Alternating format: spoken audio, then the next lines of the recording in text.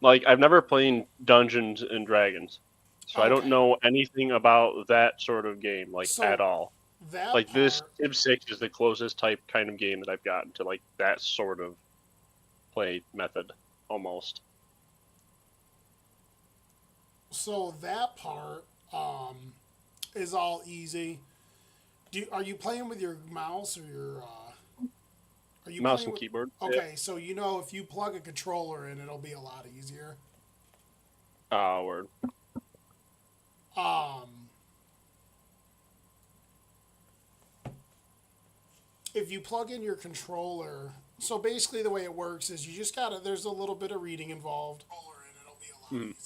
But all your attributes for your characters, if you're actually bringing attributes up, it'll show you like what attributes apply to certain types of things you could do in the game. Like, so for example, if you upgrade, your strength or dexterity or any of the like physical attributes of your character, Yeah. it'll make it so there's certain skill sets that those are attributed to. So you just gotta like read and look.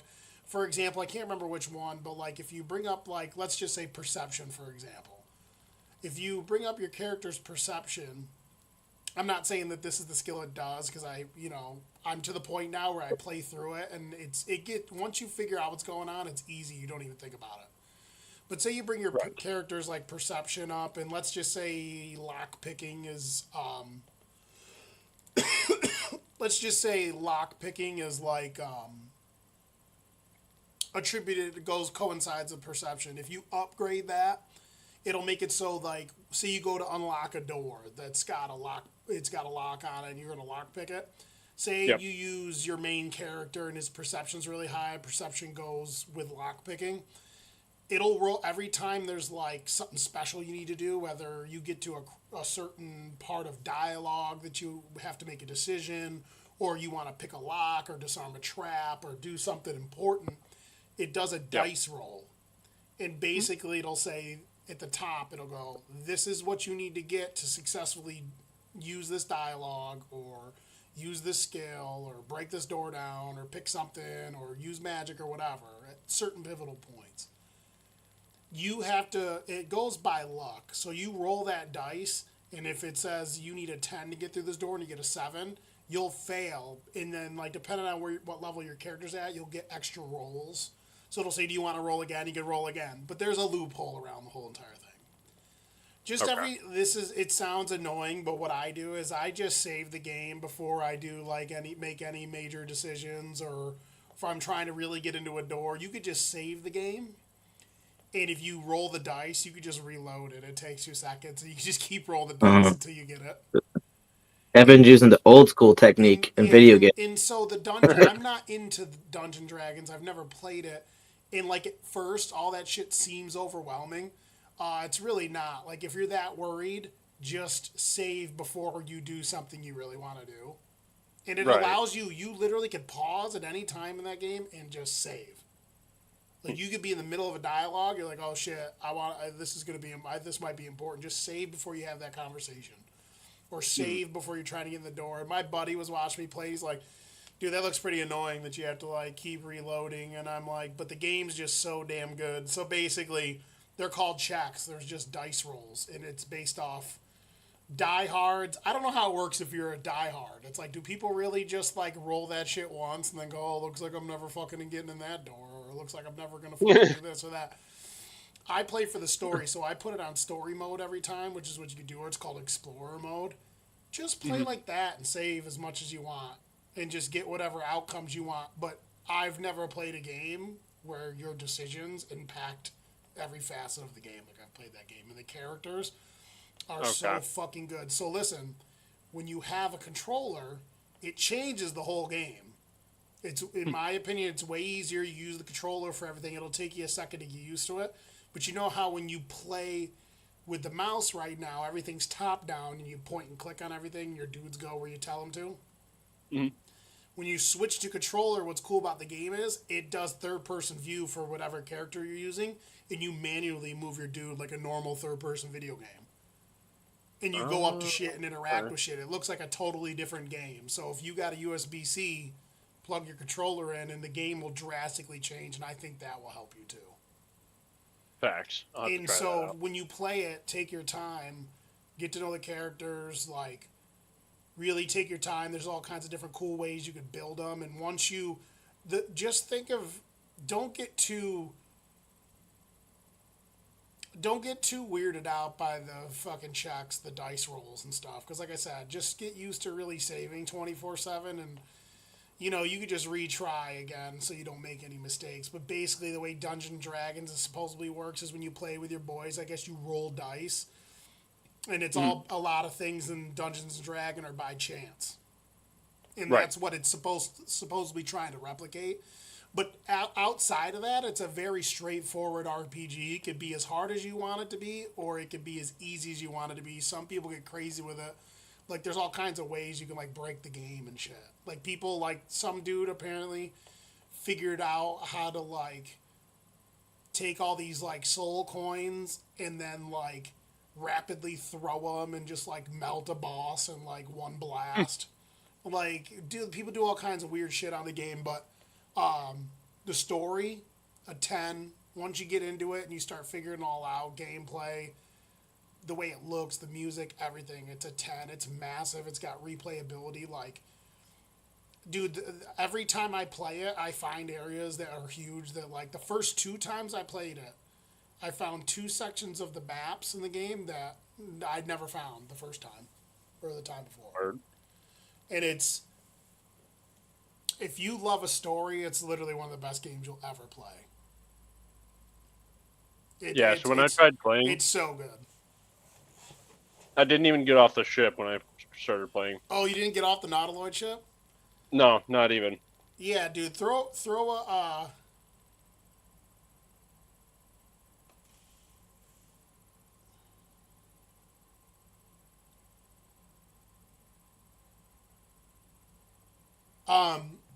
throw it on a controller and play, and I guarantee you it'll, like, drastically change how you feel about it.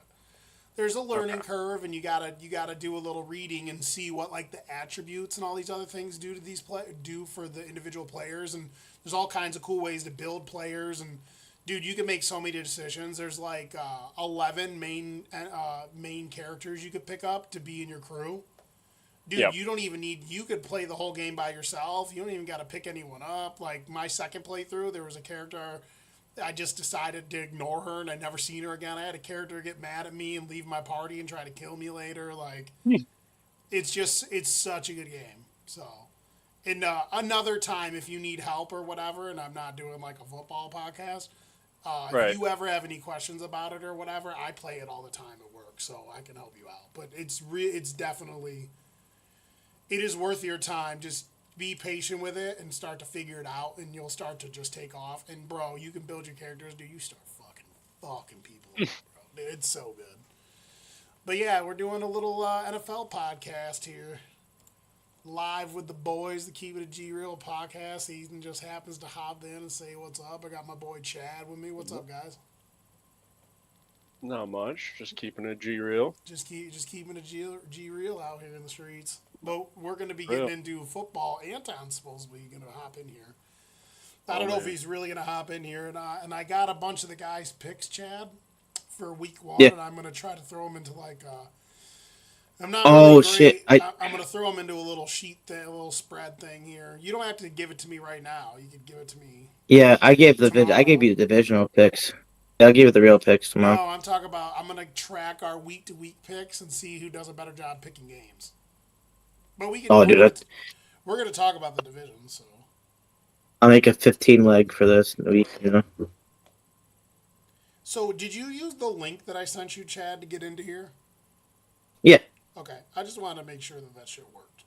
Oh, dude, I changed my lighting now. I got my little ring light behind it. Yeah, I bet you got a little ring light behind it. Perfect. Hold on a sec, I'm fiddling around over here. Fiddly farting around. Yeah, I'm fiddling around. So let's see, where do we want to start? We're gonna go through. We don't have a shit ton of time because I'm not gonna stay up super late, but we'll try to get through this as diligently as possible and give as much detail as possible here. I'm sending a couple invites out to some of the nerds out here, see if they want to join.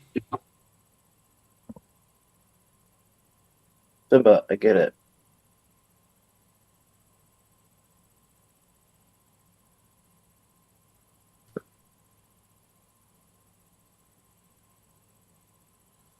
That was a lot of milk.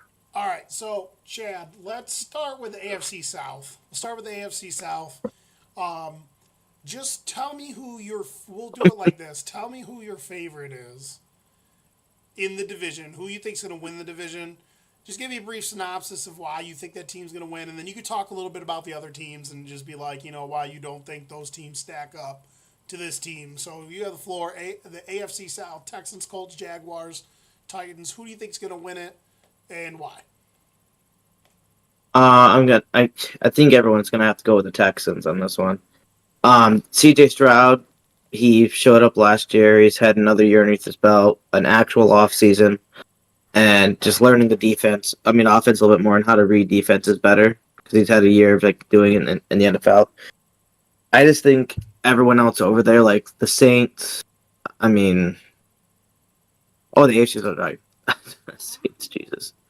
I think all the other teams, just besides the Jags, have no chance. And even with the Jags, I think Trevor Lawrence hasn't really shown he's good enough to win that division. Even with what the current teams they've had in it the past couple of years, he's been struggling trying to snag that from Tennessee or Texans and I just don't think they can do it. And Tennessee, they lost Henry. I mean, he was the guy who kind of kept them all together. I mean, also kept them. You can easily guessable, I guess, in a sense. You can tell what they're kind of going to do on certain plays. So the predictability's kind of gone with the team. But then also, I don't think they have the wide receivers really to compete and go that route either. Willis, was it? The quarterback is that not Willis? What's it? Wilkes or what does it happen? For who? Tennessee Titans quarterback now.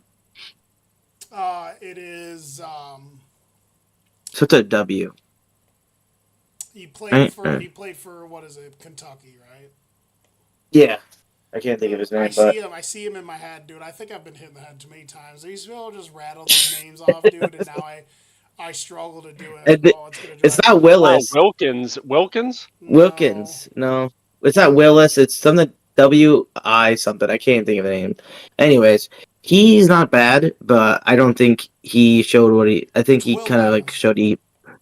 Levis, yeah, Will Levis. I think he kind of hit a wall last year where he couldn't get over. So I think Tennessee's gonna get third. I think Jags will probably get grabbed second. And then Texans are going to win probably comfortably with a 2 or 3 game gap between the Jags. Gotcha. Plus they're offensively better. I don't know. So yeah, I agree with you. I think the Texans should win it. I do like everything about the Texans offensively. They're starting to build a better offensive line. CJ Stroud, accurate, gets the ball out quick, and now he's just got a plethora of targets there. Even at tight end, they got, one of the better tight ends in the league too, in Schultz. They're 3 deep at running back right now. They got so many weapons at their disposal. The only worries I have for the Texans is, they have pieces on defense, but in my opinion, and based off the statistics, their defense was okay. But, are they going to be able to take all those young dudes with some of the vets they've added and, make it all gel together? If they could do that, then it should be a lock. The only team I think that really has a shot, you'd be surprised, and I usually pick on this team. I think the team that has the shot to usurp the Texans this year would be the Colts. Because are Jacksonville good at spots, better at spots that matter than the Colts? Yeah. But if Richardson's healthy and that offensive line stays healthy, I think that team is better and plays more sound team football. It's just a more well-rounded team. So if Richardson can stay healthy and can play, like C plus, B minus, B football, with the balance to that attack, the weapons, the running game, and then the defense is going to be good. I think if everything breaks well for them, I think they could. Titans, I think, are going to be a little bit better than usual. Their roster's still not all that great. And then the Jaguars, they're just never consistent enough. The Jaguars have the tools to be good. They got offensive firepower. They got a decent O-line. It's their defense similar to the Texans. Their defense has spots here and there where there's holes and they don't play with continuity. The Jags have a lot of speed on defense, but I just don't think they have the pieces. The Jacksonville's defense is weird. Like, they got depth at DB, but only one good one. Their linebackers are really good in coverage, but they're not the best at actually effectively stopping the run. And then their interior D line's really not that great. And I just see more holes with the Jaguars. Heath, what do you think? Who you got? Texans, I think Colts, I might Jags, have to. Titans. I think I'm gonna go Colts. You're gonna go Colts? Okay, expert pick. Ethan says he's taking the Colts. Yeah, it's a decent option they got as long as their running back can stay healthy this year. Is he even going to start the year, Evan? I don't think he is going to start for the year. I think he was still a little injured the last time I checked. Yeah, I'm not. I think he's actually going to play, but I would have to check. I would have to check his injury designation. Fantasy wise, I would not start him first week for sure. Taylor. I don't know. Well, I'd have to check on that. I don't know he's always been banged up. That's his whole deal. Yeah. Threat. He's always a threat, but the offensive line's not what it was though. The year that he was really good, was it his rookie year or his second year? The year he was like the Russian leader? Rookie year he blew up. Yeah. The rookie year he blew up. I don't remember if he was a Russian leader or not, but I think it was close to 2,000. If not over. I got a buddy that's going to be hopping on. Yeah, so I think East got the Colts, me and you got the Texans. I think the division's going to be a little bit more competitive than usual this year because I do think every team in this division improved, especially the team at the top. I expect the Texans to be really good. When you could score like they can, it'd be as efficient. They just added a top 10 running back, contrary to popular belief, Joe Mixon. They added a number one wide receiver to a mix of two dudes. One guy had the production of a number one, so they got two number ones, and then they got Tank Dell, who's just, it doesn't matter, apparently, snap your fucking leg, he's still out here dicing people up in the preseason. There's just going to be so many weapons, but I do think offense matters more than defense in today's league, but you can't be bad. And situationally, if you're not good enough on defense in certain situations against the right team, you could definitely get yourself fucked off in a game. Games that matter. So yeah, I think we're kind of on the same page here. Ethan's got the Colts. We got the Colts in second though. So we'll hop forward to the AFC North. We got Ravens, the Bengals, the Browns, and the Steelers. Last year the Ravens won. Kinda was given to them a little bit because even though the Bengals went 9-8, Joe Burrow didn't play 6 games.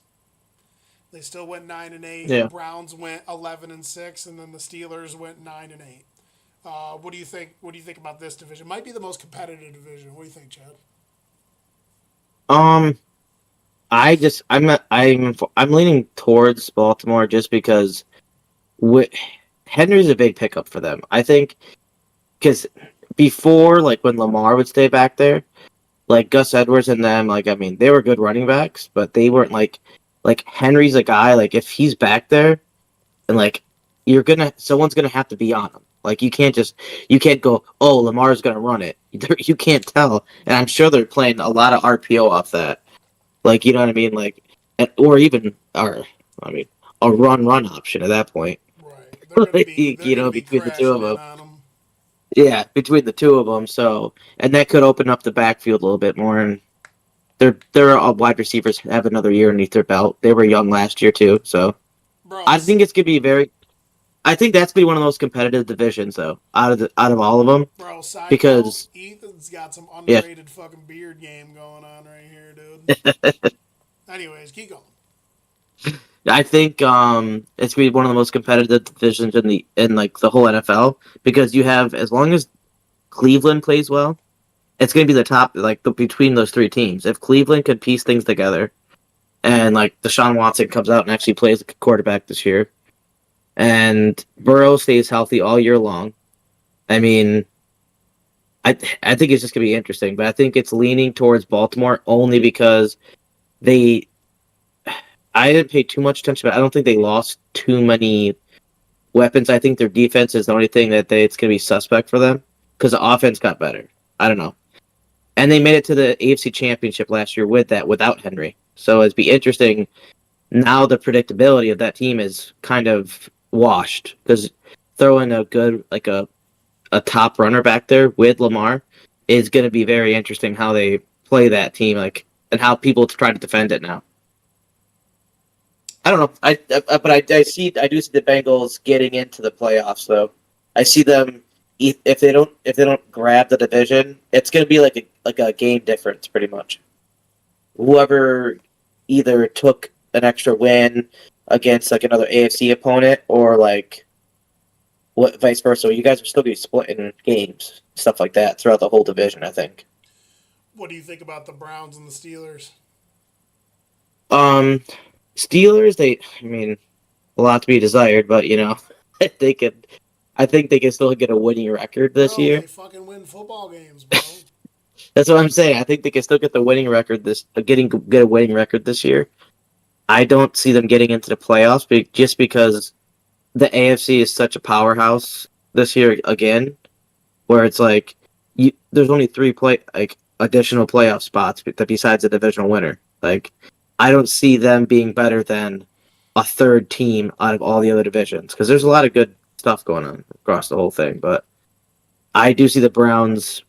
Like I said, I think between the Browns, Baltimore, and the Bengals, it's going to be like probably a at most like a 2 game mix up between the two, all three of them, like between the bottom one and the top one, like 2 games. I think 2 teams might tie, and the top one's going to be whoever takes it, and then it's going to be like winning records against AFC to get the other stuff in. But Yeah, I think it's going to be a fucking three-way bloody battle royale at the top. I think it's going to be the Browns, Ravens, and the Bengals battling, and I think any team can come out and win it.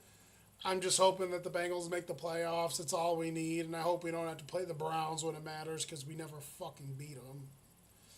So, I mean, I like the Ravens are a team where they have everything they need for the most part, and they're really well coached and they play disciplined football, but there's something where they're not consistent. Like their high end is never consistent enough. How they won 12 games last year or 13 games, whatever they won last year. I'd have to go back and look at the schedule, but it's beyond me because I felt like every other game we were like, dude, the Ravens just play down to their competition and look like they're struggling. Love their defense, love their front seven, their DBs. I don't think they do the best job building around Lamar, besides the fact that they build good offensive lines for him. Zay Flowers is good, and could he put up number one? So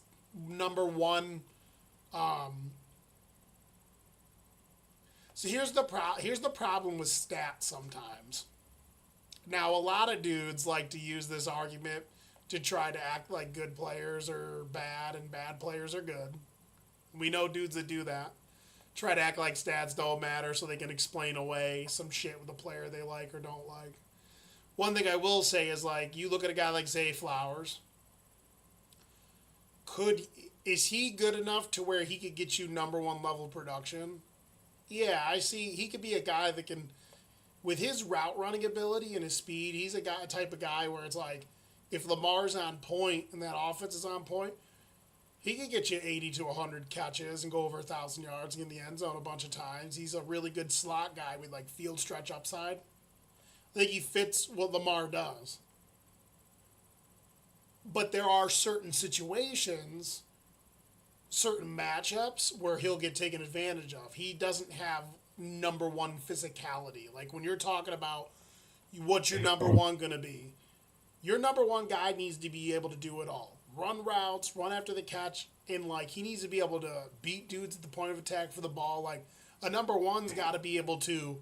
Game's on the line, you're in the red zone, you're throwing that shit to the back corner of the end zone. He's got to be able to go up and get that ball and come down with it inbounds. Like I like Zay Flowers a lot, but he's not the number one guy that's very suited for all scenarios to where he could possibly get the ball. Does that make sense? And I Yeah, don't and think I don't he's gonna think have to be though. he's gonna have to be, but there's certain scenarios where he's not gonna be effective in my opinion. Like Because Mark Andrews isn't. unless he shows up and he plays like Steve Smith, a dude who was 5'8", who could go up and get the ball over everybody in double coverage and shit. Not a lot of those dudes walking around. Steve Smith was a man at fucking 5'9", bro. I don't think Zay Flowers is that dude. Love the player. Will he be very effective? Absolutely. But when you get into the playoffs, there's going to be certain scenarios, tight games where, you're going to need him to go up and get the ball against someone, and he's little. He's not going to be able to do it. So they don't do a good job getting him like a true number one. They thought Rashad Bateman was going to be that guy. But, still, this team has a lot of talent. It's going to win a lot of football games. Browns, it's going to be dependent on what Watson does, really. And then I think the Steelers have their first losing season this year. I think they do. I think they got too much going on there. Russ is going to come out. He's not going to play good. Then they're going to have to put friggin' Fields in short notice. And unless they get number one fucking high-level rushing upside with him and he gets in the end zone enough, they're not going to be good at passing the ball. So that's my take. What do you got, Eve? You got the Ravens, Bengals, Browns, Steelers.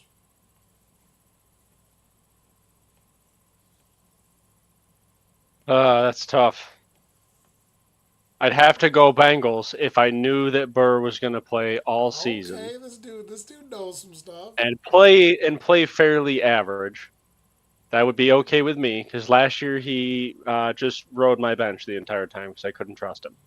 Oh, you played fantasy? Just make sure it's. Yep, I played fantasy, and I won every single game except for the last game. Just to put that out there. If we won by overall points, I would have won the league. But Griffin won because he beat me in the finals. Ain't that about a bitch? But I think I'd probably have to go with I don't know. I think I might have to go with Steelers. You just got to make sure. Steelers. Oh man, that's a dark horse right there. The sneaky Steelers. They'll come in and get you. So we're not watching. We'll move on to one of the. In my opinion, it's a weak division, and I'm not saying that helps the team that's the dominant champions as of late. AFC West: Broncos, Chiefs, Raiders, and Chargers. What do you got, Chad? Let's go 3, 2, 1. Who's your pick? Chiefs. Everyone's saying that. For sure. I don't know. I just think you can't go anywhere else with that. Like, the Chargers have proven to just beat themselves, and now they lost all their offensive weapons. Like, they got no one else to throw the ball to. Now Herbert's over there just praying that the offensive line keeps him healthy. Like, Eckler's gone. I mean, I don't know what they're going to be doing over there or who they're throwing the ball to. Like, that's going to be very interesting. Broncos, that's a whole brand new, like, team. No one knows what they are. I mean, they might be a little bit better without Russell there. Who knows? Bo Nix might be able to lead them to be a better leader, in the locker room or something. Without Team 3 over there. But I don't know. That whole division is going to just be run by the Chiefs for the next, how many years? They're going to be the next, at least in a sense of a dynasty, they're going to be the next dynasty, at least for the AFC West. Like, just like how, like, the Patriots were with, like, the NFC East. There's no way, like, I just don't see them losing it anytime soon over there. Raiders, same thing. Like, there's just so much like up in the air for all those teams. That so much movement that you don't really know what you're getting. It's going to be interesting who gets second place. I think that's going to be the biggest competition, is who grabs second in that division. Because if Bo Nix comes out and plays well, the defense for the Broncos wasn't horrible. It kept them in games last year, even when Russ wasn't playing well. I mean, Bo Nix comes out and plays good ball, actually passes to the wide receivers and stuff like that. They could play well. I really don't know who's going to win second. I can't, but I know who's winning first. And it's going to be the Chiefs, probably by like 3 to 4 games. Yeah, I mean, there's not really much to say about this division. I wanted to say, what team do you think going forward to be the team to like? But like when you look at the state of these other 3 teams, bro, You can't. There's no guessing. You can't. Now when I think about it, dude, it's so bad. You got the Broncos, who like some of their pieces are aging. They let some of their best offensive players go. They lost some of their best defensive players to free agency, and Bo Nix looks good against ones in the preseason. But like for a rookie quarterback, unless he's absolutely spectacular, he just doesn't have enough going on there. Like he's got a good veteran wide receiver who's shown when he's healthy, but he's hurt almost every year in Cortland Sutton. That he could be that go-to guy. At least he has that. He has a decent little stable of running backs, but a lot of them get knocked up, beat up, and stuff. I just don't see them being. I see them possibly being like competitive, but just like competitive in terms of like, being a tough out and playing hard. But they're not going to win a lot.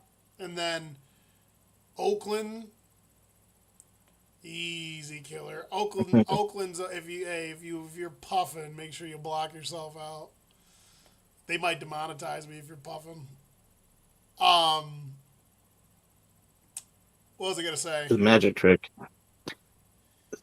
I forgot what I was gonna say. Oh, Oakland's just what do you say about Oakland? Oakland's just it's a dumpster fire. Like I like Gardner Minshew and he can play a little bit, but he gives you like C+, B-, play at best. They got rid of their second best offensive weapon. Offensive line's not good. Front seven's not good. Besides Max Crosby, they're not going to be good. And then the Chargers have a franchise quarterback, but dude, they're just rebuilding them from the ground up. Like you said, they lost all their starting wide receivers, and they're going with second year and rookie players. They lost Austin Eckler. The only thing they got going for them offensively is their quarterback, and their O-line's going to be decent. They're definitely going to play. They have to play that balanced John Harbaugh style of football, and then defensively they got holes everywhere. Dudes beat up. It's definitely the Chiefs division. They're going to win it. Like they're just going to walk through the division again this year. A Chiefs team that's not as strong as it was 2 years ago too. They'll still walk through this division. I don't think last year's Chiefs weren't as strong as they usually are, and they won the fucking Super Bowl again. So what does that tell you? Yeah, it's going to be interesting if Rice gets to play. I'm not sure. I haven't heard anything about a suspension yet, but it'd be crazy. 8 games or some shit like that. Okay, if they don't suspend him in the beginning of the year, that's be crazy. Yeah, no, I'm pretty sure he's suspended for sure. So what do you got? But Probably the Chiefs. It's a pretty safe call. Pretty safe call. Pretty safe call, yeah. Especially if T Swift shows up to every game. Refs can't have the Chiefs lose. This is true. Especially if the Chiefs there. Yeah, I mean it's gonna be rigged. It's gonna be rigged. That's funny. If Swifty's flying her plane there, she can't fly there just for a loss. So I just see the little dude run in your background, Chad. I just see the top of someone's head. yeah, but deep take. I think you can get like next year. Imagine the Dolphins trading for Herbert. They give him some weapons down there. They just paid Tua though. I know, but trade Tua there. Get Herbert in return. They both have big contracts. So the only thing The only thing that makes that enticing is that Herbert's arm on that team would open up. Would be dirty. Well, it would open up a deeper element to the pass game for sure. But Herbert showed times in the past where he's kind of hesitant to like let the trigger fly, and he's had some good wide receivers, not that good, but he's a little, in my opinion, he's a little. He at times he can be a little conservative with the football. You don't want to be conservative with the football. People can say what they want about Tua, but he does it different. It's accuracy. Yeah. It's anticipatory throwing, but Tua's not scared to let it rip down the field to these dudes. Like he's just like picks a spot, and Tyreek and Waddle just find it and run under it. Like They wait, they run to the spot and stop for a second or so, and then catch the ball. But no, it'd be interesting though. I wouldn't if he has a bad year this year. It's gonna be a weird off season for him, guaranteed. yeah, it'll be interesting. It'll be interesting because they paid Tua. I didn't know what they were gonna pay him, but yeah, I don't know. Herbert, they paid Herbert too, like a year ago, right? Big money. Yeah, Yeah, so well, that's why Harbaugh went there because, like, listen, even though Harbaugh likes to play that rock'em sock'em robot football, he knows you got to have a signal caller, a guy that can go help win you fucking big games and shit. Like that just shows you. Let's be real here. That shows you how important having the quarterback is. Because you mean to fucking tell me you guys can look me in a fucking straight face and think to yourselves that there wasn't better situations for John Harbaugh to go to that he could have gone to? I'm gonna have to say that there wasn't any better situations. No, I'm saying like if you look at their football team's really is not good. But he went there because that was the best quarterback on a bad team that was available. He like could you imagine if like for example, you know what he could have done? He could have sat one more year and waited and probably taken the Jets job. That's a really good football team. it's true. And he is on the quarterback. The coach over there is on his last limb. To And be it just, honest, but there was probably other jobs he could have taken that had better rosters. But he's like, nah, I'm going to the spot with the 25-year-old high level quarterback, and I'm gonna build a team around that. So, but yeah, so that's the AFC West. We're moving on to Chad's division, the AFC East. yeah. Bills, Dolphins, Patriots, and Jets. Take it away, Chad. You got that Bills poster in the back. Yeah, I'm just gonna have to say people are I'm welcoming people just like downplaying the Bills because I mean I don't care. It gives all this stuff is just given. It's like the Chiefs last year. It gives them a chip on their shoulder, Chad's all fucking and fired up right now. they're just These are not gonna they're just shit. they're coming in and they're just gonna be like, oh, this team doesn't have the weapons, which I mean, I feel like we have a decent amount of weapons. We lost Stiggs, but I mean, we didn't have Knox last year, and we didn't have a couple other pieces that are healthy. And that's just a two. I think we're going to play more two tight end now, anyways, with the current players we have. And Kincaid's a beast. He's going to get top targets. I don't know. I feel like it's just going to be until the Bills lose it, you can't bet against them. They're kind of like the Chiefs in the division. Even though the division has been shaken up a little bit, you can't just bet. It's a hard ass to bet against them because last year throughout all the injuries, being down 5 games with like 6 games left in the year, like and coming back and taking the divisions from the Dolphins was dirty. Like with all the injuries we had, without Hyde or Poirier in or White, we literally the whole back end was all patched up with like rookies and like second years. Right, and And it's like this is the type of stuff that like I love that. Like we'll just use him as an example because he's like the biggest offender. Like we love him, but fucking like Adam. Like Adam will just ignore all that shit. He'll just ignore all like that. And Milano just was be like, gone the last year Bills too. suck. Like all their best defenders were injured last year, and they still stormed back and won the division. Yeah.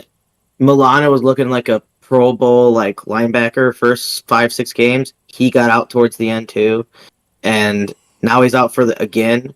But we also didn't play with him for the back half of the year, and we played well enough. I mean, the only thing that is worrisome is just now the players we have backing up those players. It's not as concrete anymore. Basically, people have to stay generally healthy for at least so many weeks until people come back. But I'm not worried about the offense really. You still got Josh Allen back there. Shakir is going to catch more balls this year because he's going to get more stuff thrown towards him. Kincaid's going to be a beast as usual. Knox is coming back healthy, but and defense is coming back strong enough. But the Dolphins is very interesting because I feel like their defense didn't get better, and on top of it, their offensive line, they didn't really like patch it up that well. So Tua's going to be doing a lot of quick passes again this year, kind of trying to run for his life, but he's not great at kind of managing that too well. But I think they're going to have a big, tough competition. It's going to be between Jets, Dolphins, and the Bills. I think Jets are going to be in the mix towards the top.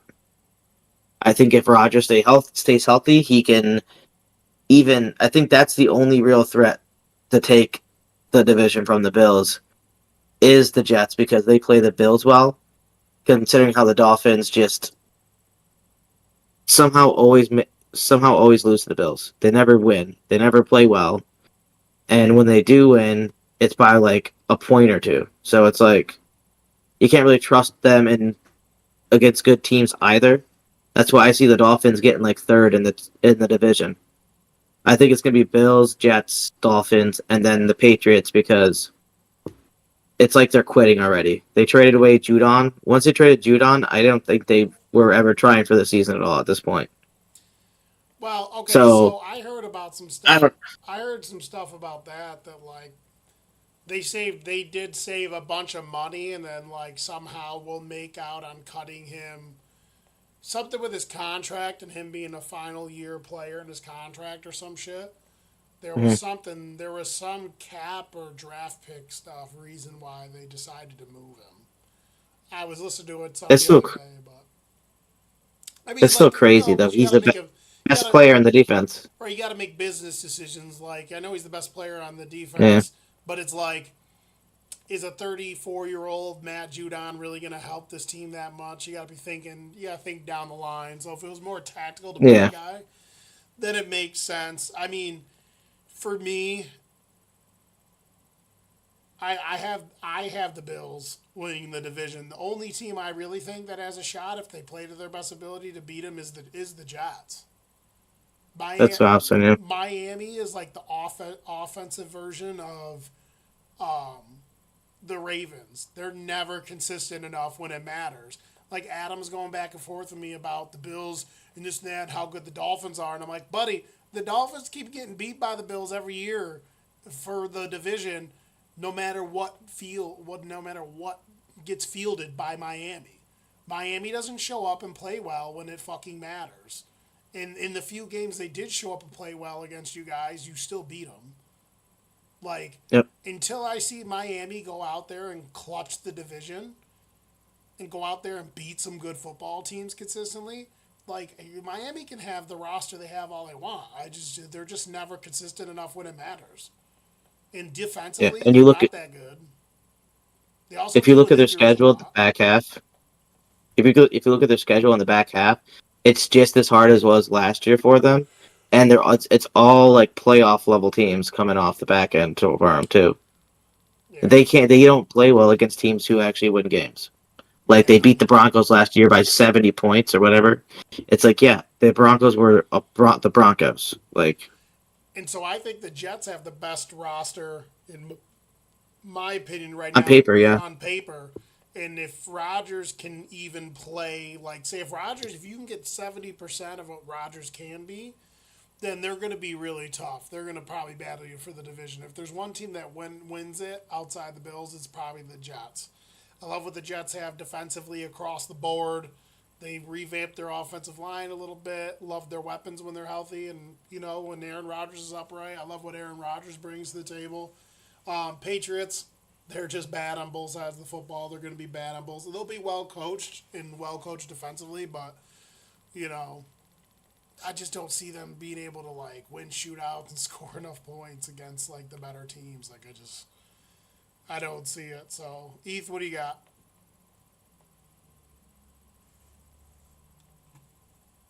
Uh, not much really, to be honest. Bills. Looking forward to a Bills game. Definitely gonna go to another one Yeah, we might go to one later in the year, depending on what's going on, because when it's we nice got and the cold. wedding. So, That's true. Good point. thanks for sending your RSVPs back. Yep, we'll be there, Yeah, we'll be crunk. ready to catch these paintballs. Yeah, that'll be fun, won't it? Yeah, it's a good Chad's blast. gonna be running around, sliding around. Chad's gonna have flashbacks from when he was in the fucking Marines. He's gonna be like, oh! Start like fucking firing at people. Grenade! No, it's gonna be fun, dude. Paintball's gonna be the best. Paintball's gonna be awesome. I haven't played that in years. It's gonna be good. Dude, it's gonna be hilarious because like a bunch of my buddies are coming from work and they're like, some of them are like former military guys, so they're gonna be like sliding all over the place and shit. Civ, I can't take it. You getting the new Civ? I pre-ordered it already. I don't know. I watched it and didn't like it, but anyways, so we all got. I'm the excited for Bills. Gwendolyn Christie as the narrator. Oh really? I didn't know that. Mm-hmm. That's funny. It's nice. Yep. All right, so we'll move on to the NFC South, which to me, I always think this division's interesting because it's all a bunch of teams that half the time can't get their heads out of their asses. Falcons, Panthers, Saints, and Buccaneers. Chad, what do you got?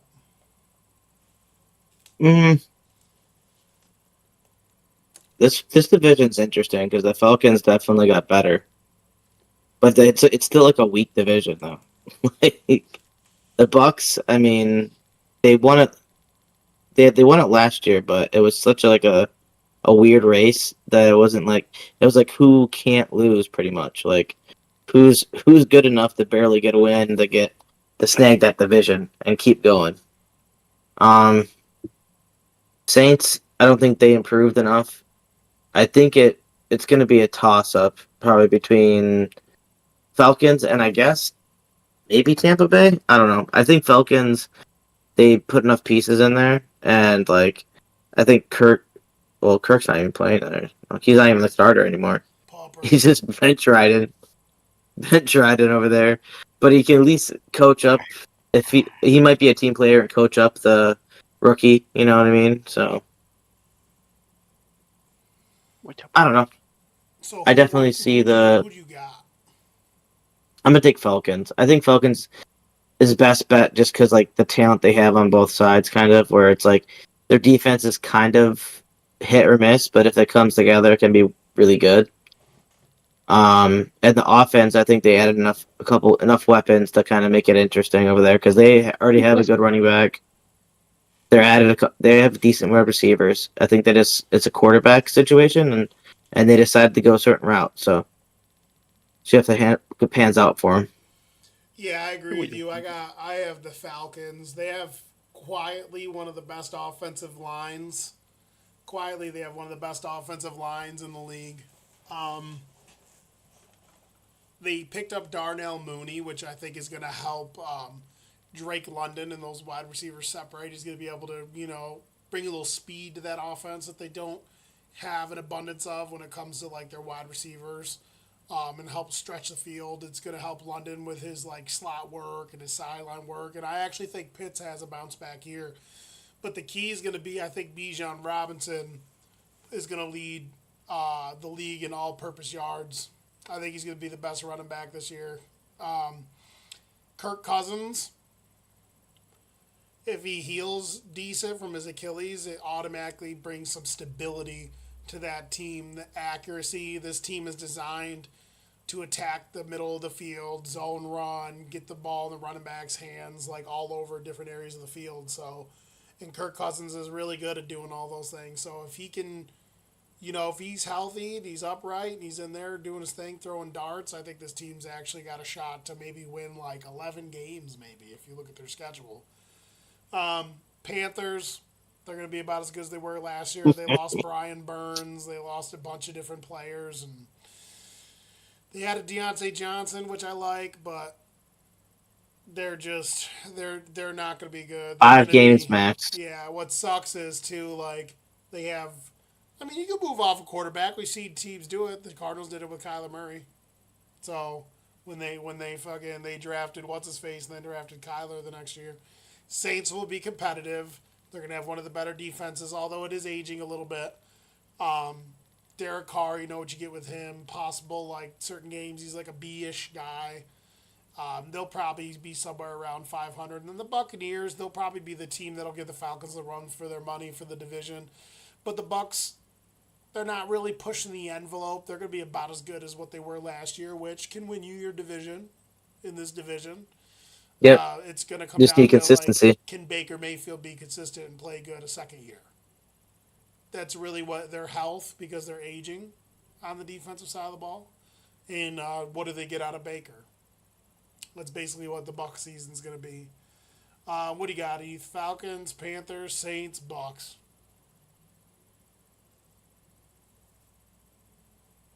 Bucks. Oh, you going with the guys that won it last year, like a little Baker Mayfield, dude? Bucks, because Baker Mayfield held me up after Shiesty and Brady ate it. Or no, it wasn't Brady. Sorry, it was Jets. Aaron Rodgers. Rodgers. Oh, so you Rodgers. started Yeah, Baker? I started Rodgers, and then like when he got hurt, he was active on my roster that week, so I ate it, and then I ended up dropping him, getting Baker, putting Baker on my secondary, and putting in Burrow. He didn't do great, so then I just ran Baker the rest of the season, and he ate it up. Baker Mayfield, Yeah. dude. What an animal. So Chad and I got Atlanta. You have the Buccaneers. On to one of the more competitive divisions, I think, this year. I actually think this division is going to be super competitive. The NFC North. Bears, Lions, Packers, and Vikings. Chad, what do you got with that? Who do you like? This is a tough one. I'm gonna say the Lions.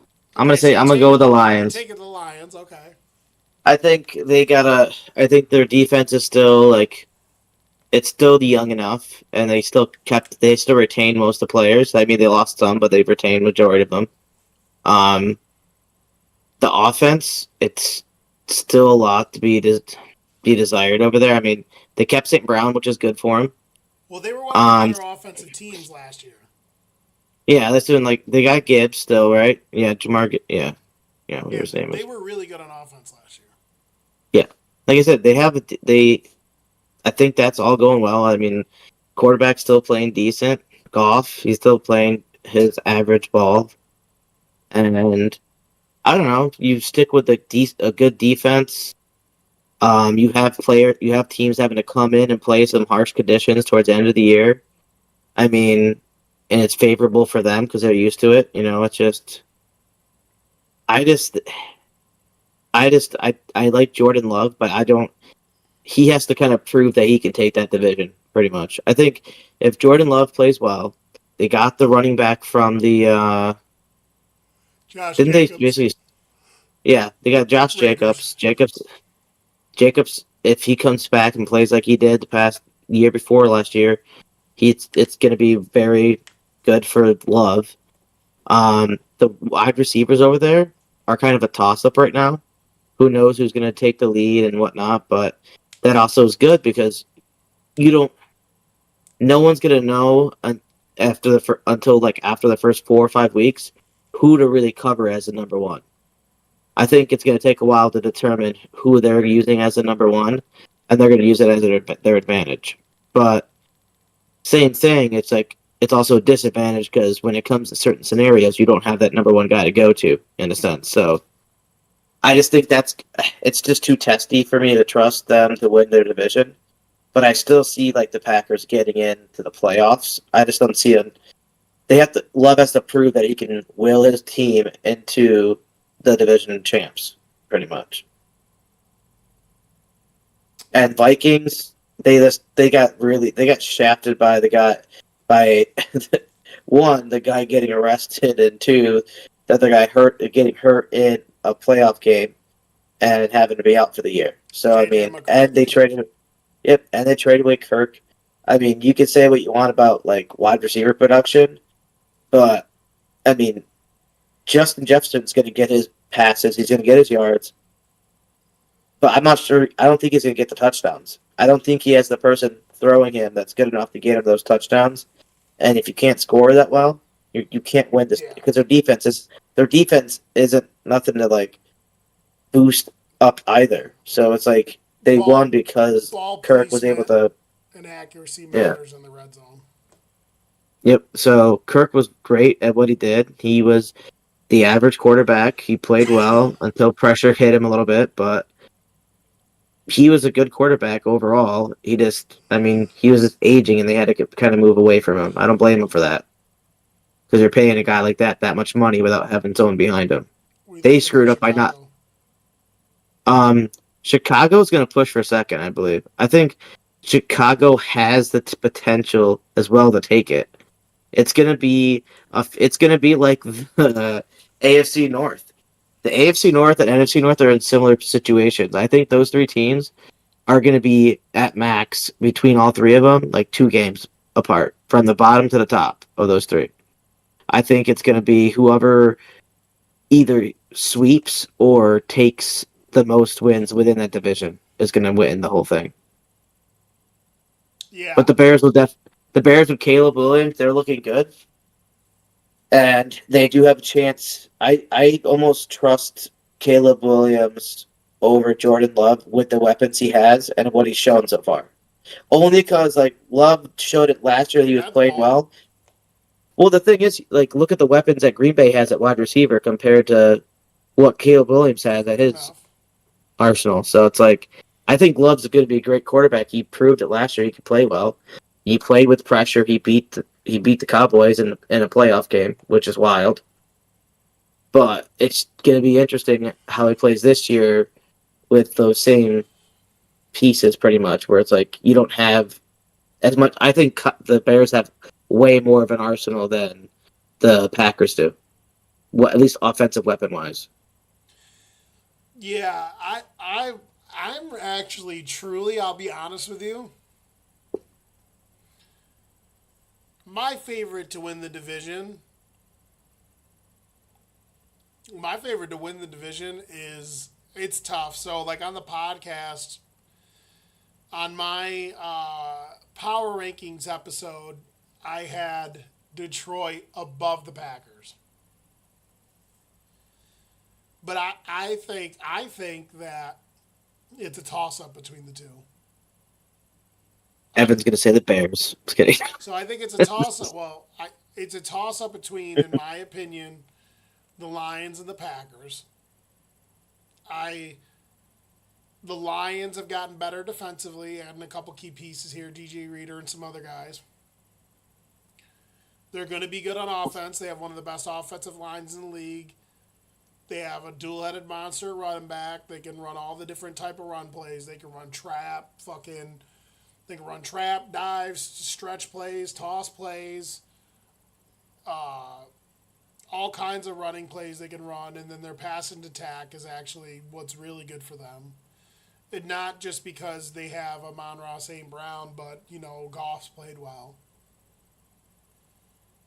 But I can make the argument that the Packers are sneaky, sneaky well-rounded. Like, I like their front seven. I think Quay Walker, they're converting to a 3-4 or a 4-3, and I think Quay Walker, they're going to put him in the middle there, and he's just going to fucking eat. Jair Alexander, and then on offense, I know they're like 5 deep at wide receiver, but all it's going to take is one dude to be healthy and separate themselves, and the Packers, they just have so many weapons to spread the pill to. Love had 30 touchdowns last year, 30-something. He only threw like 11 interceptions.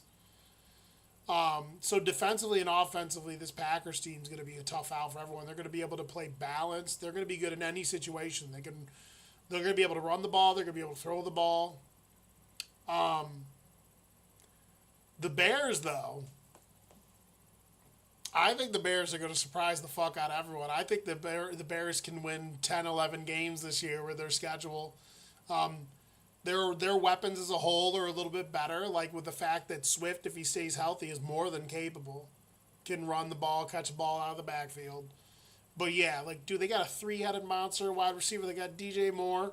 They have Keenan Allen, who just came off like an 1,100-yard and 7-touchdown campaign last year, and he like blew his knee out the year before that. Like, they got a really good contrast. Roma Dunze, big body guy who's fast, can get down the field, bro. They got Cole Kmet, big body tight end. Like, and Caleb Williams looks fucking good against number ones. Dude, he looks wicked good. No, he does. And so Can't- we could find ourselves in here, like you were saying, like the NFC or the AFC North. This could be like a 3-team gridlock at the top. And then the Vikings have some talent on both sides of the ball, and I think even with McCarthy going down, I mean, you could have way worse backups than Sam Darnold. I think they'll be a little more competitive than people think, but they're definitely coming in last. What do you think, Heath?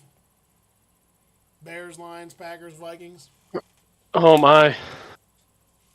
Lions and Tigers and Bears. Oh my. I think I'm gonna have to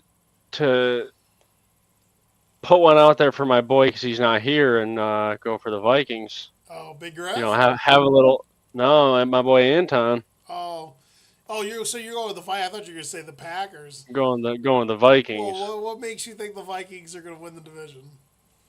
I don't know. Have faith in the new guy and see where his they're looking fairly good so far in the preseason, but you never know.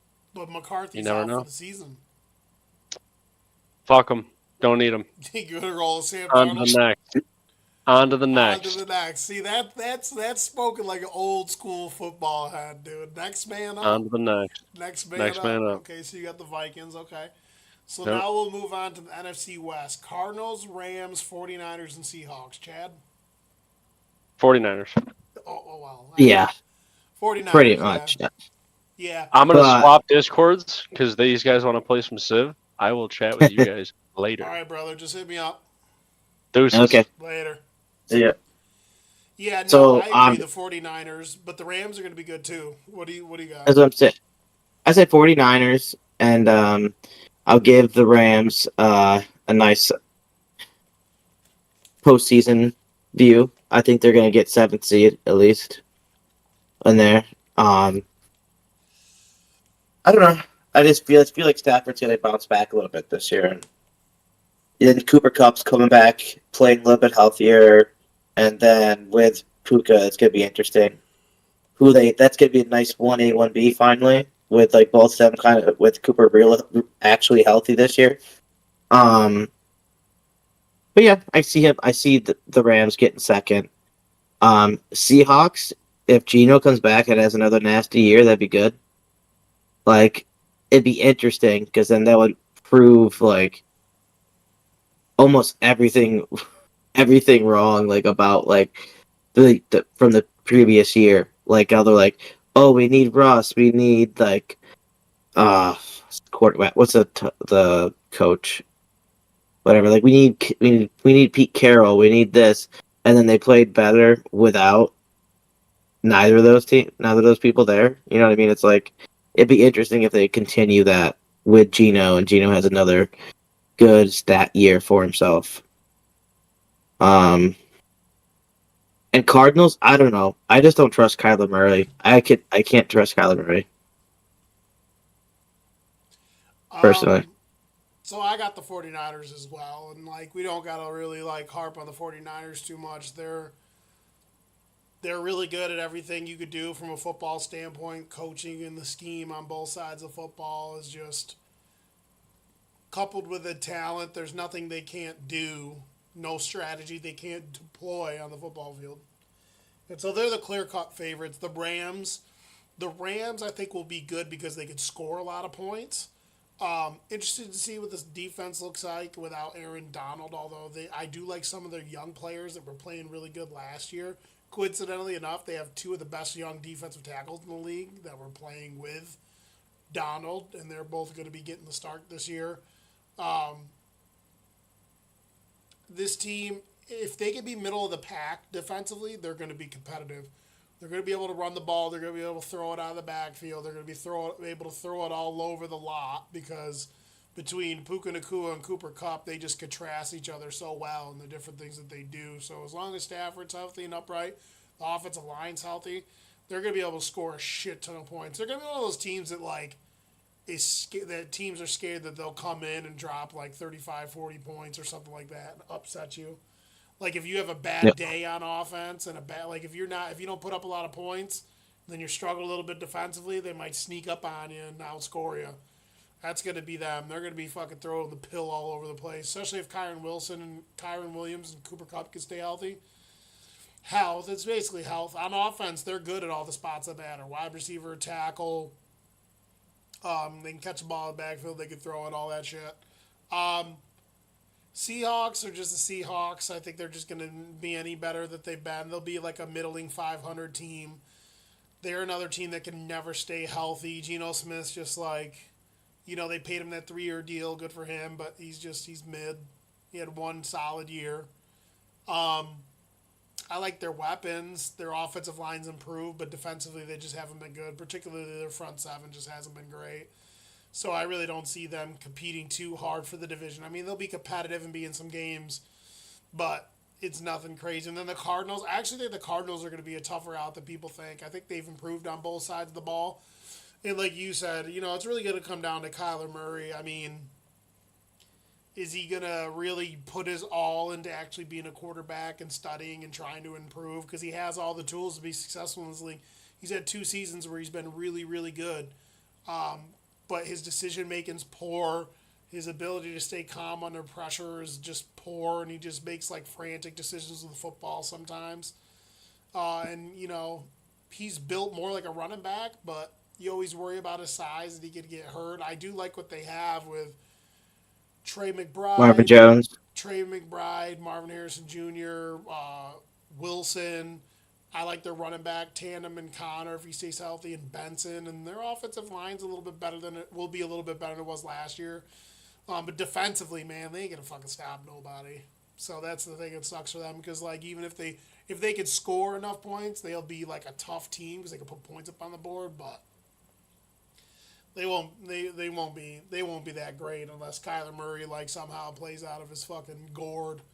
But I just don't see that happening. So I agree. Our assessment of the division is very, very similar.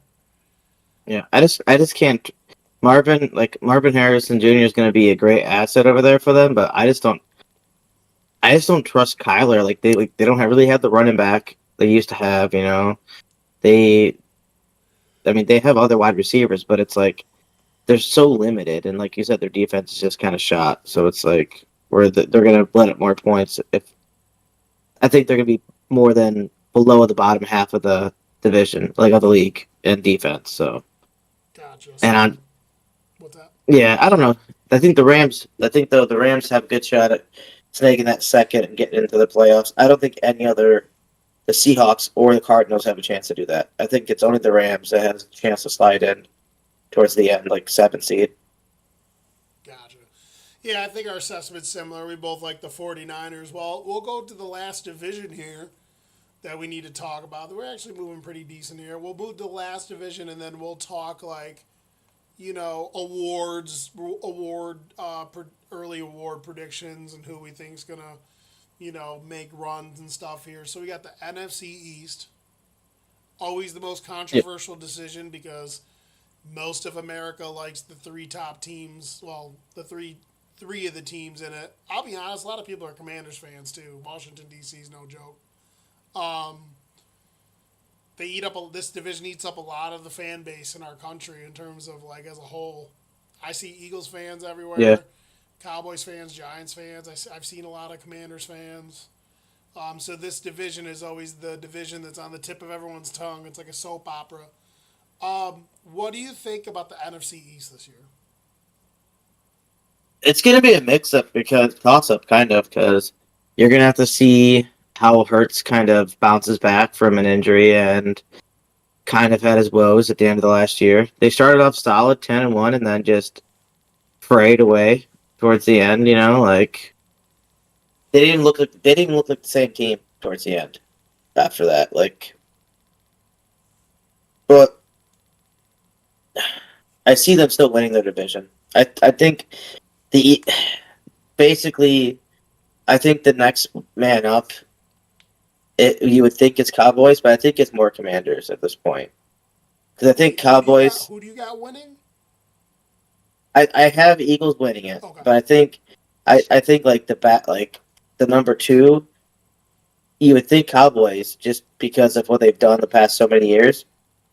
I don't know. It's just the how they went out last year in the postseason, and like if the Commanders can come back and like the wide like Jaden Daniels actually plays well for them, you know, I think they have a chance to take that second spot because even without a good quarterback last year, they still almost made it. Like they were a game off.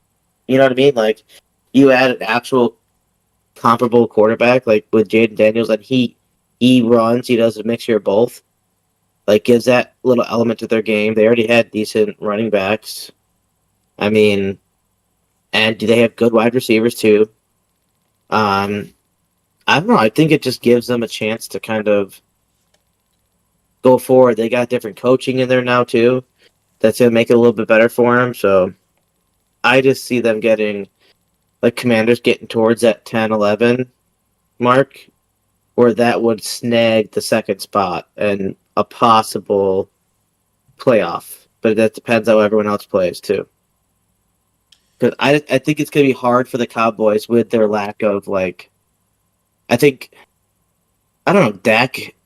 Like how much confidence are they gonna the team showing in Dak by not giving him a contract? Do you know what I mean? Like, yeah, you got CD Lamb a contract. That's cool, but like, how's the quarterback feel about that now? You know what I mean? Like, I don't know. It's gonna be interesting with how they run their ship over there. It's gonna be on Jerry Jones and how he treats his players and how they're gonna want to play for him. But Eagles, even with losing their center, I think you just have to prove the rest of the division has to prove that they could beat the Eagles when it counts. Like it's gonna come down to interdivisional games, like it always does, to take that division. If the Commanders can snake out like splitting the division 3-3, then I think they have a good chance of going up towards and getting that playoff spot. But I don't see them taking the whole division from the Eagles though, unless they do a giant flop. Like unless they really flop hard, there's no way. I think they have too much of a decent offensive line. They have good enough defensive play. I think the defense kind of let them down a little bit last year, but also it was a play by Hurts as well because he was hurt all the time the last half. But I'm interested to see what style of play they do at the line without Jason Kelsey there to see how they are going to run that because he was kind of the center. He was the stone of that offensive line that kept it all together and like he was fast and strong. He was able to do everything up there. He basically played almost three player spots with how well he was able to maneuver and like run around. What do you think about the Giants? You didn't even say anything I about the don't know. Giants. The thing with the Giants, I don't think they lost Saquon. I know people. I know. I think Saquon. He wasn't washed, but he like wasn't. He was majority of their offense. I mean, I mean, what are you gonna go towards Slater? Now, whatever, Slayton. How Which dare is you? Slayton? How Is Slayton dare even you? on the team It's anymore? Darius Slayton. Get Is it Slayton right. even on the team anymore? Yeah. But like, who's their number one over there now? You know what I mean? Malik Who? Neighbors. He's gonna be good. No, I know, but like, He's their number he's a one. rookie. Yeah, He's a but I rookie mean, though. the wide receiver position is the spot that we see rookies tend to thrive in. Yeah, And he looks good against he's number gonna. ones, but at the same Yeah, time, Unless you're like DeAndre Hopkins, some Calvin Johnson shit, or like some Devontae Adams shit, the quarterback still got to be talented enough to get you the pill in coverage. Yep, and I think that's been their issue the past 4 years. It's quarterback, pretty much. Like you don't. I think Not they've that had he's more not issues than confident enough to be quarterback, an. but Well, I know, but he was a big piece of it. There's wide receivers and that. I think they lacked wide receiver talent for a long time. Like they tried playing like the average wide receivers, like Kansas City does, without a good quarterback. It's not gonna fly. And just ground and pound, I guess, or more of like an aerial attack with a running back. I mean, Saquon ate up a lot of touches for that team when he was there. Like that was his job, is to eat up all those touches. But I don't know. I think it's gonna be hard for the Giants to get out of last place of this division. yeah, me too. So I got I think just with the increase of the Commanders and what their potential is, and I think all the other teams have a better upside than the Giants long term and even short term. so this division's been one of the more interesting ones for me to analyze. Um, I have the Eagles to win the division again, and it's mostly just because they have the best football team. There's parts about the Eagles, things that I'm seeing that I don't like that people are scared to talk about because a lot of people love the Eagles. I know people that are not Eagles fans and they just dick ride the Eagles and won't say a bad thing about the Eagles. But the Eagles should be a lock to win the division, dude. They still got a really good offensive line. They got uh, two of the best tackles in the league in Jordan Mailata and what's his name there, Lane Johnson. Yeah, And then I know you're losing a Hall of Fame center, but Cam Jurgens is good. They got Landon Dickerson, and I didn't realize, I'm looking at their depth chart, they're starting Mekhi Becton at right guard. Their line's going to be fucking huge, bro. If Mekhi Becton can stay healthy, all he's got to do out there is run block. Yo, their line's yeah, going to be fucking massive. So they're still going to be able to run the ball. Obviously, they got Saquon Barkley, which me personally, unless you really think that's going to really put you over the top and make it so you get back to the Super Bowl, I don't understand spending the money there. They've been a top 3 rushing attack for the past 3 or 4 years, and they did it by committee. Like mark my words, they won't run the ball that much more effectively or efficiently than they did the last couple years by adding Saquon Barkley. They already can do it. They didn't need to spend the money there. On top of that, they lost players, they have aging players, and people like to talk like they know, but Jalen Hurts has regressed as a passer the last 2 seasons. Doesn't mean he's not capable. Doesn't mean he's not effective. But now they got Kellen Moore coming in, and he's pass happy. They're gonna take more shots down the field, and buddy, you better be accurate because if you start throwing the ball down the field more, teams are not stupid. They're gonna get hip to it, and you're gonna have to start actually throwing. Part of the reason why it's tough when you have this conversation because we've had this conversation before. A lot of dudes like to do the whole, oh, they don't do a fair enough assessment. They like their guy and they base their argument about what the parameters are of the team. So, for example, if a guy loves a quarterback, no matter what, they'll stick up for him no matter how bad they play and go, oh, well, his team's not good enough, right? But then a quarterback they don't like will play really good and they'll be like, oh, well, look who's around them and who's not around them. And they like to play that game back and forth. Jalen Hurts is accurate in certain areas of the field, short yard stuff, certain routes, and comes to the middle of the field. He throws a solid out route and stuff like that. And he did outplay Patrick Mahomes in the Super Bowl. I mean, it's one game. It is on the biggest stage. You got to give him credit for that. But that offense is really designed for them to run the ball and just attack the middle of the field and take your occasional shot down the field. There's a lot of quarterbacks, 9 times out of 10, there's a lot of quarterbacks I like better in the 2-minute drill than Jalen Hurts. Doesn't mean he doesn't get in the end zone. I mean, he still threw, what, how many touchdowns did he throw last year? Like 18, 19, 20, something like that. And then he ran Yeah. over 10 in. So the dude's still a really good football player and really effective. I just think that there are certain scenarios that you could find yourself in where he's just not as good at passing the ball consistently into tight windows and into certain areas of the field that require way more accuracy on your ball placement and touch like that. I mean, he's shown that, and he doesn't really make deep reads. If he doesn't have the guy he wants in his first two reads, the ball's out.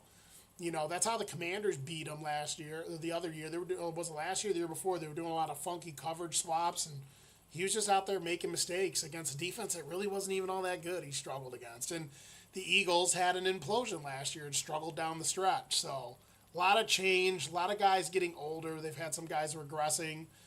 There's a lot of old dudes on this team, too. It's going to fall off the cliff sometime here. They do a good job drafting, but some of those draft picks that need to step in and start playing football haven't developed well, like Nakobe Dean. Some of their DBs, like Keely Ringo, he isn't seeing the field much. He didn't see the field much last year. He's not that good. And Nakobe Dean, they picked him up because he could cover, but bro, he can't take out a block to save his life. The dude's 200 fucking pounds. He's just, Yep. he's a third down linebacker, and you're gonna ask him to come in and play all three downs. That's not going to work. So the Eagles are still a really good football team. You know, they got weapons. They got Barkley. They're gonna pass the ball to Barkley a lot. That's one of the reasons why they got him. The check downs and Yep. stuff. He could take a check down the distance, things of that nature. You know. So they're my favorite to win it. Cowboys lost a fuck ton of shit, dude. I ain't gonna lie. They lost a lot of shit. Now they got guys being injured. They lost dudes on the defensive side of the ball. Their left tackle they picked up this year is actually really good. So the offensive line's going to be good. So they're probably going to be able to run the ball no matter who's back there and stuff. And they're going to be able to pass the ball. They still got Cooks and CeeDee Lamb and the emergence of Ferguson, who's one of the best tight ends in the league now. I just think where they're going to struggle is defensively. I still think they're going to be able to score enough points and be efficient on offense, but it's the same old song and dance, you know. They get in the playoffs and they don't play well. You know, and I think this is Mike McCarthy's fucking last year. And I agree with you. The Commanders are looking. I like what I see out of the Commanders do. The Commanders, they also picked up. I love their front seven. They picked up fucking Bobby Wagner, who keeps grading out in the 90s at 33 years old.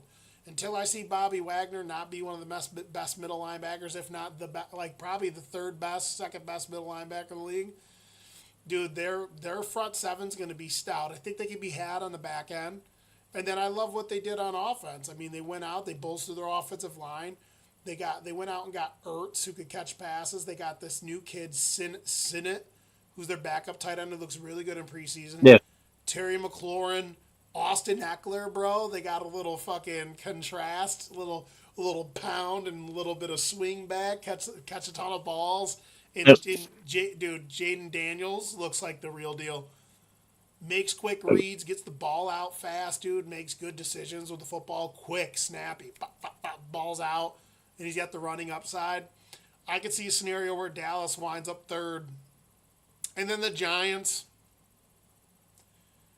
So the Giants are a tough one because Daniel Jones has shown glimpses of being, you know, I would say a B quarterback. And based off what you pay him, if you can get a consistent B quarterback every week, then that contract looks good. But, you know, he had one really good year his rookie year. Then he's just been, not just because the team has been, but because his play, listen, he still makes bad decisions at times, whether or not the offensive line is shored up or not. Makes a lot of mistakes, turns the ball over a lot. I do like the rushing upside. I do like the arm talent. They're building the team right. They bolstered the offensive line. They went out and got another pass rusher. They're stocking up on young DBs. They went out and drafted the number one wide receiver. I like what the Giants are doing. How they are building a football team is how you build a football team. They haven't been doing that for years. But I do agree with you. This is one of those scenarios where I think that they should have ironed some sort of a deal out with incentives, or maybe make it short and give them a little bit more cash up front, make it a shorter deal. But losing Saquon Barkley will be big for them because of the fact that he with the stuff that they got now, it would have helped them to have a guy that could catch the ball out of the backfield and is that athletic and can, like, take dump offs and stretch plays the distance. I really think that the state of the Giants last year, that it hurt them big time offensively to lose him because that's all they had offensively. And I love my Giants fans out there because I don't know a fan base more than any other fan base that just loves all their fringe players who just aren't really good. Like, if I have to hear about, like, Isaiah Hodgins again, or if I got to hear about the third string tight ends again, or who's the tight end? Bellinger? Dude had 120 yards last year. Yeah. I don't want to fucking hear about a dude that got 120 yards last year. I don't want to hear about it. Like I it's something with the Giants fans. All my buddies that are Giants fans, like, all of them. I got multiple friends. I'm not just picking on Adam. Don't do a great job assessing the talent on their team. Do I think they're going to be competitive this year? Yeah. Could I see a scenario where they beat out the Commanders and for third place and not finish last? Sure. Because the Cowboys, the Commanders, the Giants can somewhat. They could end up anywhere, Yeah. really. I don't see the Cowboys finishing in last, though. I don't see that. There's still just too much talent on the Cowboys team, and the quarterback's just too good. I know they flop in the postseason, but with the quarterback and the weapons and what they have on defense and how good they play defense in the regular season, that's still a team that can win 10, 11 games. That's all you need in this division right now. So, Oh, exactly. So, I would say I like Eagles, Cowboys, Commanders. You could flip-flop them, and then the Giants. I think the Giants will be competitive, and I like the direction they're going in. But I would be absolutely fucking shocked if they got second. I'd be shocked. So, Yeah, that'd be a big feat for them. Yeah, If they got that, then they're if they could go like 9-8, and maybe especially if they could be a wild card team again like they were 2 years ago, that would be a fucking huge win for them. It's possible. It is possible. I don't see it, but it's definitely possible. The gaps between those three teams, are closer than people think. So, what teams do you think are gonna? We'll close it out with projected awards, and our Final Four prediction, our Super Bowl prediction. Who do you think is going to be Offensive Rookie of the Year? It's gonna have to be one of the wide receivers, I think. Oh no, it's gonna be a court. It was Garrett Wilson last year, so it'd be crazy for it to go to a wide receiver again this year. I think it's gonna be one of the young quarterbacks, maybe like a Caleb Williams or like even Jaden Daniels. I mean, there's a lot of good rookie like quarterbacks out there that are gonna put that up there, but I think Caleb Williams has the most shot, I think, to do it. I agree. Especially, leading the Bears, who have been significantly bad at quarterback the last 15, 20 years. Like, no one's been good there. If he leads them into the playoffs, he's going to win it. Yeah, their roster's just sneaky too good with his weapons and shit and his mobility. Even if the offensive line isn't perfect all the time, he's going to be able to get out and fucking shake and bake and do some things and pass the pill around. So I agree with that. Who do you think will win Defensive Rookie of the Year? Or can you remember any good defenders off the top of your head? Not that I can think of. I think it's going to have to be like an edge guy or one of the young good edge guys, or like nowadays it's the defensive tackles like in the middle that kind of get it, because I feel like that's like the weaker part of the line nowadays for some reason. Like it's just it's been harder to guard against them. So I don't know. Good. I have one. If you maybe one of the top 5 or 10 picks that it was like probably like a defensive tackle that came out, like probably the top picks. I have a sneaky one. I like Colts Liate Latu He's their edge rusher. He had injuries in college, but they still drafted him like in the middle of the first round. Really bendy, like really underrated, like pass rusher in terms of his like ability to bend and get around guys. I think dudes see him and they don't think he's like super athletic.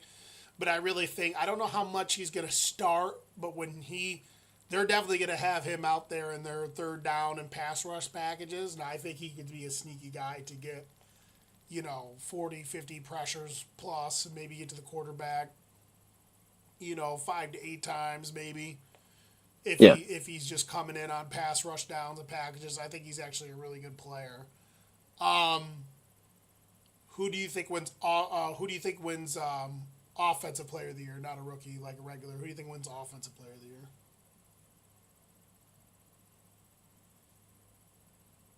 I think you could go with a nice. It's almost like a cop out, but I feel like just it's gonna be someone like a Tyreek Hill. I don't know. I feel like he's just disgusting on the offensive side, where like he gets the separation, and they're such a high scoring team that he gets the chances to get all the yards and gets all the touchdowns, and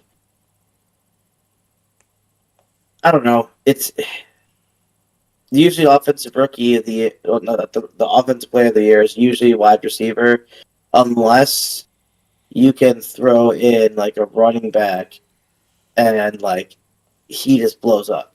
Like if and Henry's not on a team where he's like the only sole runner, so he can't do it this year. I mean, Jonathan Taylor hasn't done anything like that in 2 years now. There's no like super like bowl like take all the like take every single like bit of like the yards, rushing yards on a team is more by committee nowadays. So it's like, and I don't think they would throw a quarterback in there because they already won MVP. Right. I think they kind of are kind of like opted out of these. I think because MVP is mostly for quarterbacks. So I think it's going to be some a wide receiver similar to like a Tyreek Hill or like someone that maybe like a Puka, or like if Cooper Cup bounces back really good, or someone that just whoever leads in receiving yards, Yeah. receiving and touchdown.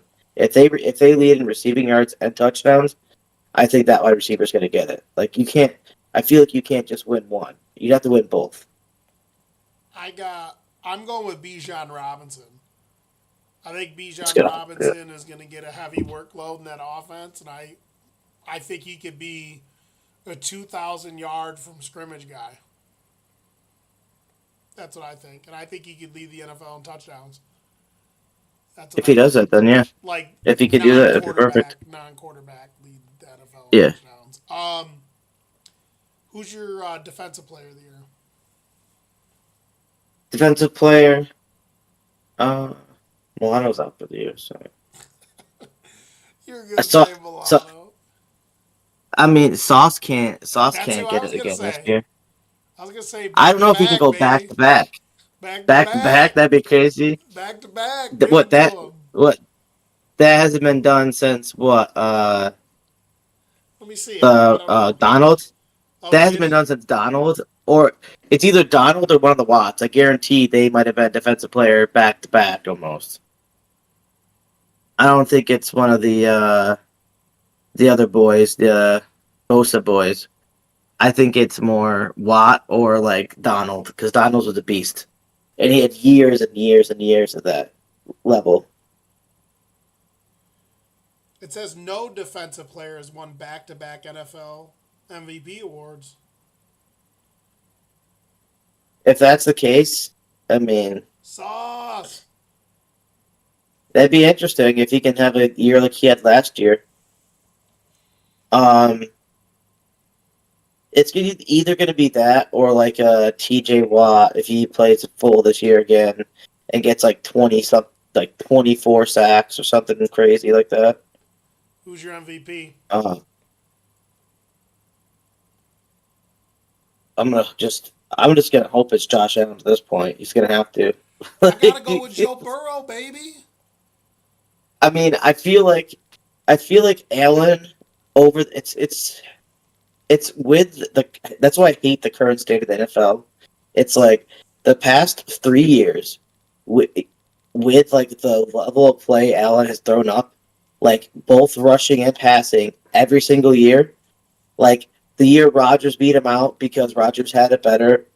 It's always been Allen's like interception ratio, but still, like the amount of touchdowns he gets on the ground, the amount of rushing yards he gets, the amount of like he is doing everything for the team. If you are going off of like most valuable player for a team that's doing good, Allen has the stats to get it. Like if you look at all those years, he had the stats to potentially grab the MVP, but there was that one person that outlaid like Rodgers the most. He had the best interception to touchdown ratio that year, and like throughout the whole like NFL almost. Like that's gonna win you that. You know what I mean? And he had a good winning team. Like then you have Lamar. They won the first seed. So that's what jumped him in. He won the first seed. I can make the argument there was 3 other quarterbacks that deserved the MVP more than him. What is it there? You could argue Allen did. Yep. You could and argue. Then Stroud, What's that? Mahomes. Well, Mahomes didn't play that well in the regular season last year either. Yeah, it's true. Dak Maybe Stroud, Prescott was lights out all season, and then you can make the argument that Jordan Love he threw 30-something touchdowns, only 11 interceptions, 4,000 something yards, and bro, he's just right now until someone steps up. He's got role players catching the ball. They're 5 deep at wide receiver, but none of those dudes are sticking out and like carving out and being like, I'm the number one guy. It's right now it's just a bunch of dudes with a bunch of different skill sets there. You know, and they're still trying to figure it out. And Buddy threw 30-something touchdowns. And they won a playoff game. One second, Beard.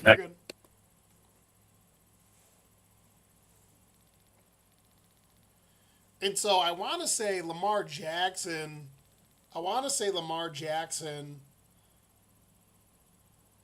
He didn't even have that many touchdowns, did he? Lamar Jackson didn't even have that many touchdowns. It was the team effort. So he had 24 touchdowns. He only threw 7 interceptions. You know, and he ran 5 touchdowns in. He only had the dude only had 421 yards. Well, that's what I'm saying. You look at Allen, he had 15 touchdowns on the ground. What did he have? I don't get how that is. Hold on a second. I know Allen had more rushing yards than him and more rushing touchdowns. Now, what helps Lamar is he had a good passer rating. He had 102 passing rating last year, but because because he threw 64 point. It's because he didn't throw a lot of interceptions, but his accuracy wasn't that great. Allen had, I think it was like 76. He had 15. I think he had 29 passing touchdowns. He had 29 passing touchdowns or something like that, or 20 or 30, plus the 15, rushing touchdowns. Yeah. That's what sucks. It's the caliber of players that have played during those last 3 years. Allen has played decently well. He just gets. There's always an argument for the other player to get above him because it's like he put up really good MVP level stats. Besides the turnovers, if he cut those turnovers even 5 or 6 off on those, the production that he puts up on those, he was one pass that Stephon Diggs didn't catch away from beating the Chiefs in the postseason last year. And that pass was nice, and Stephon Diggs dropped it.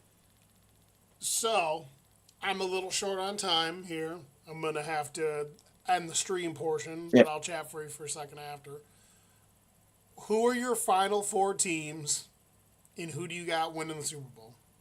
Give me your NFC and AFC final matchup, and then give me who you got winning the whole I'm gonna have to go like 49ers and 49ers Packers. That's what I got. I think that'd be nice. I That's think what it'd I be got. nice. 49ers and Packers. And then I really don't know AFC. So I'd like to say Bills up there if they can get. They just haven't been able to get to the championships lately. I don't know. I'd have to see how with their depth pieces. I would think they can. That's the struggling is a depth when you move to Bills. I think they can get far into the thing, but I'm gonna have to go with the homer me and say it's the Bills. Maybe like Bills Texans.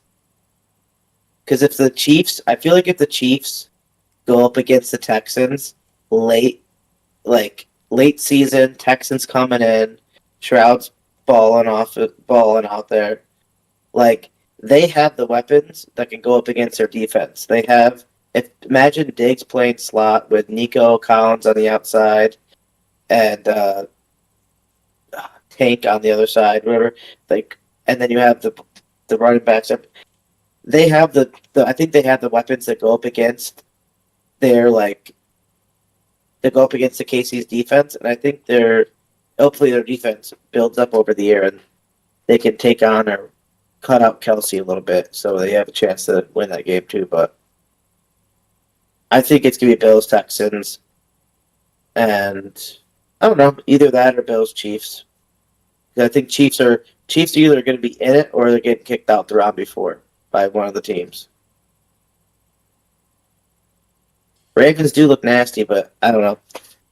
I got to see how they play with the running back and everything, and I just don't trust them as much. Yeah, so I think that I have the Chiefs and the Bengals. That's what I have. And that I have, most likely, I have the Chiefs going to the Super Bowl against the four. I think we might see Chiefs 49ers. That'd be interesting. If it's Bills Texans, I think Bills could be Texans, and I think Bills would be a higher seed than Texans. And if I swear to God, if someone comes into the Bill Stadium and beats them in an AFC Championship to get them to the Super Bowl, it's gonna be brutal. The But AFC team that I could see making a run at the Super Bowl is the Texans. Yeah.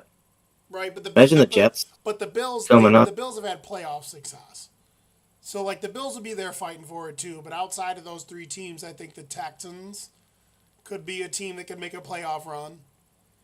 NFC, I could see the Bears making a playoff run, and if Kirk Cousins plays to the best of his ability, I could see the Falcons making a playoff run. So Yeah. those are kind of my my teams that I think could. I think the dark horse is like the Jets. Dark horse Jets coming in. The Jets, you just don't know what they're going to be. They could be really, really good, or they could just be mid. If Aaron Rodgers plays great, it could be a wrap.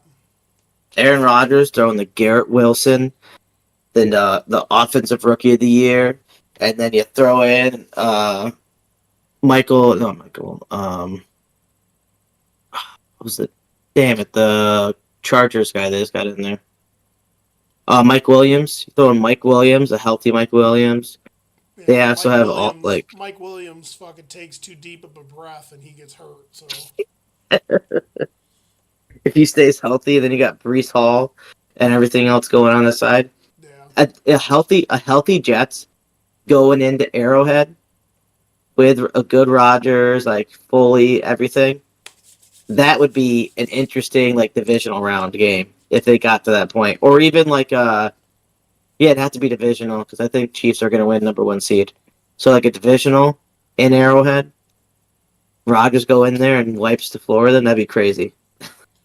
Yep. Yeah, buddy, you guys heard it here first, dude. Keep It a G Real podcast. These are the NFL predictions.